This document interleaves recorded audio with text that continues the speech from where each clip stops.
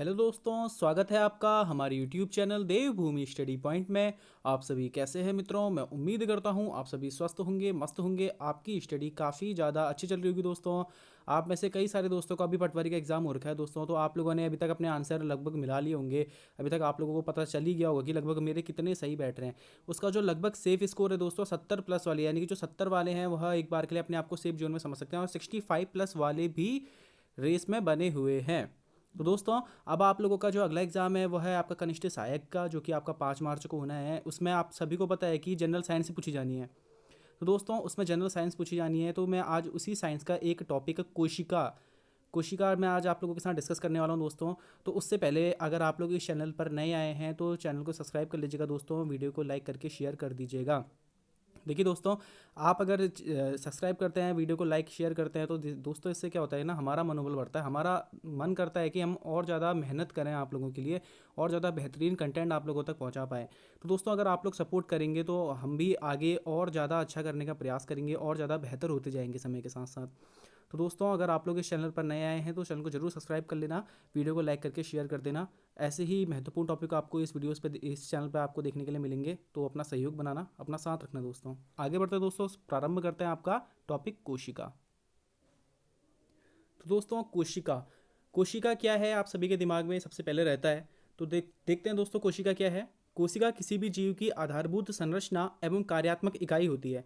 हमारी बॉडी का एक छोटा सा पार्ट है दोस्तों कोशिका। ठीक है, हमारे मानव शरीर में लगभग करोड़ों में, लाखों में हमारे शरीर में कोशिकाएं हैं दोस्तों, और उसमें से हमारी ये छोटी छोटी सी कोशिकाएं मिलकर के ही हमारी इकाई के रूप में कार्य करती रहती हैं। ठीक है, और इसमें क्या होता है, पुनः प्रजनन यानी रिप्रोडक्शन की क्षमता होती है। यानी कि एक कोशिका गई तो वैसी दूसरी कोशिका का निर्माण भी हमारे शरीर में हो जाता है फटाफट फटाफट। ठीक है दोस्तों, आप लोगों ने ध्यान रखना है। ये प्रश्न पूछा जाता है कि कोशिका के अध्ययन को क्या कहा जाता है। तो कोशिका के अध्ययन को साइटोलॉजी कहा जाता है, आप लोगों ने ध्यान रखना है। ठीक है, आगे बढ़ते हैं। कोशिका की खोज किसके द्वारा करी गई थी? तो दोस्तों, कोशिका की खोज 1665 में रॉबर्ट हुक के द्वारा, जो कि ब्रिटेन के थे, इनके द्वारा कोशिका की खोज करी गई थी। अब देखिए दोस्तों, कैसे इनके द्वारा खोज करी गई थी। इन्होंने अपने द्वारा बनाए गए सूक्ष्मदर्शी की सहायता से कॉर्क यानी लकड़ी का टुकड़ा, कॉर्क में माइक्रोस्कोप की सहायता से उसमें मधुमक्खी के छत्ते जैसे हाउसेस देखे थे। जैसे दोस्तों मधुमक्खी के छत्ते में आप लोगों ने देखा होगा, छोटे छोटे से छेद टाइप के बने रहते हैं ना। तो उसी तरीके के जब इन्होंने सूक्ष्मदर्शी की सहायता से देखा उस कॉर्क लकड़ी के टुकड़े में, तो इन्हें वह छोटे छोटे से छिद्र दिखाई दिए। और इन्हीं घरों को, यानी कि जो इन्हें हाउसेस दिखाई दिए थे, इन्हीं को इन्होंने सेल नाम दिया था। लेकिन इन्हें जो सेल्स मिले थे दोस्तों, वह मरे हुए सेल्स थे। ठीक है, वह जिंदा कोशिका नहीं थी, वह मृत कोशिका इन्हें प्राप्त हुई थी।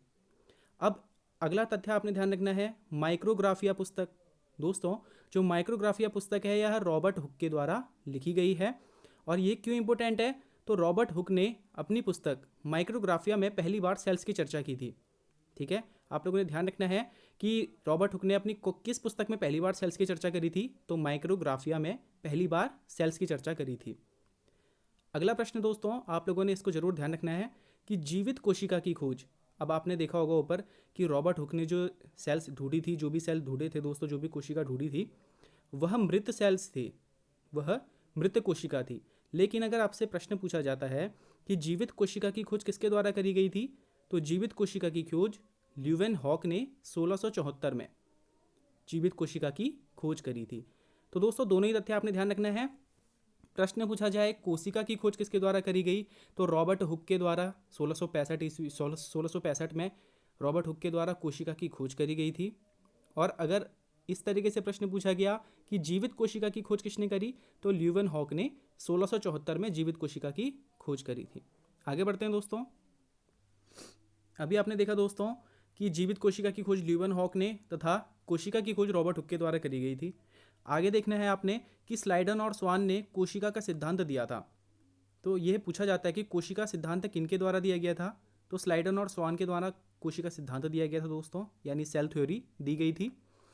स्लाइडन और स्वान के द्वारा यह सेल थ्योरी कब दी गई थी? तो 1839 में, 1839 में स्लाइडन और स्वान ने कोशिका सिद्धांत दिया था। अब इन्होंने इसमें क्या कहा था? इसमें इन्होंने एक कोशिकीय जीव व बहुकोशिकीय जीवों के बारे में बताया।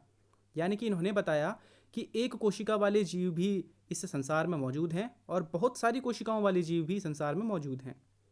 अब देखिए दोस्तों, एक कोशिकीय जीव क्या होता है, जिसमें केवल एक कोशिका होगी वह एक कोशिकीय जीव हुआ। और अमीबा चप्पल के आकार, लगभग इसका कोई आकार जो है सर लगभग चप्पल के आकार का जैसा होता है दोस्तों। तो अमीबा जो है वह एक कोशिकीय जीव है, यानी कि उसमें केवल एक कोशिका पाई जाती है। और बहुकोशिकीय जीव कौन से हैं, तो बहुकोशिकीय जीव में हमारे मानव आ जाते हैं। दोस्तों जो हमारा शरीर है ना, ये भी करोड़ों कोशिकाओं से बना हुआ है, ठीक है। तो मानव क्या है, बहुकोशिकीय जीव है, और अमीबा क्या है, एक कोशिकीय जीव है। आगे के तथ्य दोस्तों जो अब आने वाले हैं, इसको आप लोग जरूर ध्यान रखना। अगर कोशिकाओं से प्रश्न बनता है तो मैक्सिमम लगभग दोस्तों 80 से 90% जो क्वेश्चन बनते हैं ना, 80 से 90% क्वेश्चन इन्हीं 4 से 5 तथ्यों से बन जाएंगे। आप लोग ध्यान रखना। मानव शरीर में कितनी कोशिकाएं होती हैं, लगभग 5000 करोड़ कोशिका मानव शरीर में होती हैं, आप लोगों ने ध्यान रखना है। मानव शरीर की सबसे लंबी कोशिका कौन सी होती है दोस्तों, कई बार ये प्रश्न पूछा गया है, आप लोगों ने जरूर इसे ध्यान रखना चाहिए कि मानव शरीर की सबसे लंबी कोशिका तंत्रिका कोशिका है, ठीक है।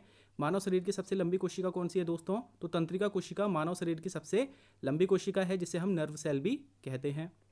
मानव शरीर की सबसे बड़ी कोशिका कौन सी है, तो दोस्तों जो फीमेल का गर्भाशय होता है, ठीक है, जो फीमेल का गर्भाशय होता है वह मानव शरीर की सबसे बड़ी कोशिका होती है, ठीक है। आप लोगों ने दोनों ही चीज़ें याद रखनी है। मानव शरीर की सबसे लंबी कोशिका तो तंत्रिका कोशिका सबसे लंबी कोशिका है, लेकिन अगर सबसे बड़ी कोशिका बोला तो फीमेल गर्भाशय मानव शरीर की सबसे बड़ी कोशिका है।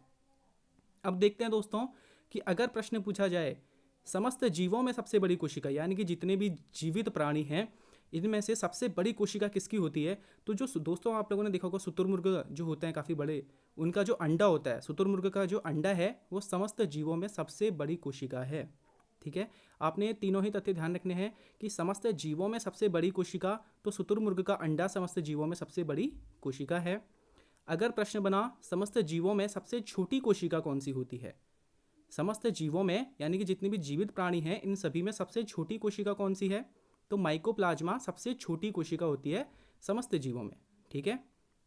लेकिन अगर पूछा जाए पुरुषों में सबसे छोटी कोशिका कौन सी है, तो जो दोस्तों शुक्राणु होते हैं, स्पर्म हमारा पुरुषों का, तो दोस्तों वह सबसे छोटी कोशिका होती है, आप लोगों ने ध्यान रखना है। आगे बढ़ते हैं दोस्तों, कोशिका की कुछ अन्य शर्तें भी हैं, जैसे समस्त जीव कोशिका के बने होते हैं। ये तो अभी सिद्ध ही है दोस्तों कि प्रत्येक मनुष्य के अंदर, प्रत्येक जो जीव है उसके अंदर कोशिकाएं जरूर होती हैं, भले ही वह एक कोशीय हों या फिर बहुकोशिकीय हों। अगली लाइन है जीवों में एक कोशिका वाले तथा बहुकोशिका वाले जीव भी होते हैं दोस्तों। हमने देखा कि एक कोशिकीय जीव हमारा अमीबा था तथा बहुकोशिकीय जीव स्वयं मानव होते हैं। तीसरा है प्रत्येक कोशिका स्वतंत्र है फिर भी एक दूसरे से कभी नहीं मिलती। अब देखिए दोस्तों ये महत्वपूर्ण तथ्य है। अब देखो मानव शरीर में कितनी कोशिकाएं हैं, लगभग 5000 करोड़ कोशिकाएं मानव शरीर में मौजूद हैं, फिर भी ये एक दूसरे से ना कभी भी नहीं मिलती हैं, ठीक है दोस्तों। आप लोगों ने ध्यान रखना है इसे। वो क्या होती हैं, सेल मेम्ब्रेन के कारण ये दोनों के दोनों एक दूसरे से क्या रहती हैं, अलग रहती हैं, ठीक है। प्रत्येक कोशिका स्वतंत्र है फिर भी कभी भी एक दूसरे से ये नहीं मिलती हैं। अगला तथ्य दोस्तों, कोशिका का निर्माण दोस्तों न्यूक्लियस केंद्रक करता है, यानी कि जो न्यूक्लियस है उसे केंद्रक भी कहते हैं, आप लोगों ने ध्यान रखना है। अभी मैं आपको चित्र के माध्यम से दिखाऊंगा कि कौन सा पार्ट इसका न्यूक्लियस होता है। तो कोशिका का जो निर्माण होता है ना दोस्तों वो उसका केंद्रक करता है, ठीक है, न्यूक्लियस करता है। तथा कोशिका की समस्त जानकारी भी किस में होती है, तो न्यूक्लियस या फिर केंद्रक में होती है। ये प्रश्न काफ़ी ज़्यादा बार पूछे गए हैं दोस्तों, आप लोग देख सकते हैं कि कोशिका का जो निर्माण है वह किस में होता है, तो न्यूक्लियस केंद्रक उसका निर्माण करता है, आप लोगों ने ध्यान रखना है। कोशिका की समस्त जानकारी किस में निहित होती है, तो न्यूक्लियस या केंद्रक में निहित होती है। आपने यहाँ तक इतने तथ्य ध्यान रखने हैं। आगे बढ़ते हैं दोस्तों, कोशिका की आकृति। तो दोस्तों कोशिकाओं की आकृति किस प्रकार की होती है देखते हैं। तो कोशिकाएं दोस्तों जो अधिकतर है वह गोलाकार होती हैं, लेकिन कुछ घनाकार भी होती हैं, ठीक है, घन के आकार की क्यूबिक भी होती हैं, तथा कुछ स्तंभाकार और कुछ लंबी भी हो सकती हैं, लेकिन जो अधिकतम कोशिकाएं जैसी होती हैं वह गोलाकार होती हैं। नीचे आप लोग चित्र देख रहे होंगे, ठीक है, इस प्रकार की गोलाकार अधिकतम कोशिकाएं हमारी होती हैं। आगे दोस्तों अगला प्रश्न है कोशिका के प्रकार। कोशिका कितने प्रकार की होती है, तो कोशिका हमारी 2 प्रकार की होती है दोस्तों। कौन कौन से 2 प्रकार हैं, तो प्रोकैरियोटिक तथा यूकैरियोटिक। अगर प्रश्न बना कोशिका कितने प्रकार की है, तो कोशिका 2 प्रकार की हैं। कौन से 2 कोशिकाओं के प्रकार हैं, तो प्रोकैरियोटिक तथा यूकैरियोटिक कोशिका के प्रकार हो गए। प्रोकैरियोटिक कोशिका क्या है दोस्तों, प्रोकैरियोटिक कोशिकाओं में डीएनए पाया जाता है। डीएनए की फुल फॉर्म आप लोगों से कई बार पूछी जाती है दोस्तों, तो डीऑक्सी राइबो न्यूक्लिक अम्ल हमारा क्या है, डीएनए की फुल फॉर्म है। प्रोकैरियोटिक कोशिकाओं में हिस्टोन प्रोटीन नहीं होता। तो दोस्तों यह प्रश्न पूछा जाता है कि किस प्रकार की कोशिकाओं में हिस्टोन प्रोटीन मौजूद नहीं होता है। तो दोस्तों प्रोकैरियोटिक कोशिकाओं में हिस्टोन प्रोटीन मौजूद नहीं होता है, जिसकी वजह से इसमें क्रोमेटिन नहीं पाया जाता, सिर्फ डीएनए ही गुणसूत्र के रूप में पाया जाता है। आप लोगों ने इतने तथ्य प्रोकैरियोटिक कोशिका से ध्यान रखने हैं। यूकैरियोटिक कोशिका देखते हैं दोस्तों, इसमें दोहरी झिल्ली यानी मेम्ब्रेन का आवरण होता है। ध्यान रखना है, देखेंगे दोस्तों अभी इस चित्र में इसमें दोहरी झिल्ली मेम्ब्रेन का आवरण होता है जिससे इसका न्यूक्लियस घिरा रहता है। ठीक है दोस्तों, इसमें हिस्टोन प्रोटीन व डीएनए होते हैं। देखो दोस्तों प्रोकैरियोटिक जो कोशिकाएं थी हमारी उसमें हिस्टोन प्रोटीन नहीं था, सिर्फ डीएनए पाया जाता था, लेकिन यूकैरियोटिक कोशिकाओं में हिस्टोन प्रोटीन भी मौजूद होता है और डीएनए भी मौजूद होता है। देख लेते हैं दोस्तों अब इस चित्र को जो मैंने कोशिका का यहाँ पर आप लोगों को दिया है। देखिए दोस्तों, ये जो बाहर आपको दो आवरण दिखाई दे रहे हैं ये कोशिका की झिल्ली कहलाती है। क्या कहलाती है? कोशिका झिल्ली कहलाती है। आप लोगों ने ध्यान रखना है, जो दोस्तों हमारी कोशिकाएं होती है ना, इस कोशिका में 85% वाटर होता है, 85% क्या होता है? जल होता है। ठीक है, आप देख सकते हैं ये जो 85% भाग दिख रहा है ना हमें, ये क्या है? जल है। इस 85% जल को हम लोग क्या कहते हैं? प्रोटोप्लाज्म कहते हैं। आप लोगों ने ध्यान रखना है, कोशिका के भीतर जो 85% जल पाया जाता है इसे हम प्रोटोप्लाज्म कहते हैं। देखिए दोस्तों बिल्कुल मिडिल में आपको क्या दिख रहा है? केंद्रक दिख रहा है ना? केंद्रक दिख रहा है। यहीं पर कोशिकाओं की समस्त जानकारी निहित होती है और कोशिका का निर्माण भी केंद्रक से ही प्रारंभ होता है। यही वो केंद्रक है। ठीक है, तो यहाँ से क्या होता है? कोशिका का निर्माण भी प्रारंभ होता है और कोशिका की समस्त जानकारी भी इसमें मौजूद होती है। देखिए दोस्तों बाकी कोशिका के कुछ पार्ट हैं, माइटोकॉन्ड्रिया, लाइपोकॉन्ड्रिया जिसको हम गोल्जी कॉय भी कहते हैं, तथा लाइसोसोम। तो दोस्तों यह जो तीनों ही है ना, ये आगे आने वाले टॉपिक में मैं आपको यह सभी चीज़ें कवर करवा दूंगा, जिससे कि आपके आगामी एग्जाम में काफ़ी ज़्यादा हेल्प आप लोगों को साइंस वाले पोर्शन में इससे हो जाएगी। माइटोकॉन्ड्रिया, लाइपोकॉन्ड्रिया, गोल्जी कॉय यानी और लाइसोसोम, आगे जितने भी अन्य जो भी इसके बच रखे हैं ना दोस्तों, कोशिका से रिलेटेड जो भी तथ्य बचे हुए हैं वो मैं अगली वीडियो में आप लोगों को कवर करवा दूंगा। ये दो वीडियो को अगर आप कवर कर लेते हो तो आपका कोशिका से रिलेटेड प्रश्न गलत नहीं होगा, इतना भरोसा मैं आप लोगों को देता हूँ। ठीक है दोस्तों, बाकी अब मेहनत करना आप लोगों के हाथ में है दोस्तों। आप लोग अपनी तैयारी को बेहतरीन ढंग से जारी रखिएगा। दोस्तों मैं उम्मीद करता हूँ आपको साइंस की ये क्लास पसंद आई होगी। अगर आपको इसमें कोई भी कमी दिखाई देती है तो आप मुझे कमेंट बॉक्स में बता दीजिएगा दोस्तों, मैं अगली वीडियो में उसको सॉल्व करने का प्रयास करूँगा। तथा दोस्तों अपनी तैयारी को जारी रखिएगा, बिल्कुल भी ढील नहीं देनी है आप लोगों ने। मार्च में आपका एग्ज़ाम है तो एग्ज़ाम से पहले आप लोग जितनी हो सके उतनी ज़्यादा तैयारी हर किसी चीज़ की कर लें। आप लोगों ने उत्तराखंड पढ़ी है, हिंदी पढ़ी है, आप लोग उसके टच में हो दोस्तों, तो लेकिन साइंस वाला जो पोर्शन है ना ये बिल्कुल नया पड़ रहा है आप लोगों के लिए, तो आप लोग कोशिश करें इसको तैयार करने की बेहतरीन तरीके से, ताकि अगर इससे कोई प्रश्न पूछा जाए ना तो वो गलत ना हो आपके एग्ज़ाम में। ठीक है दोस्तों, तो आप लोग अपनी तैयारी को जारी रखिएगा।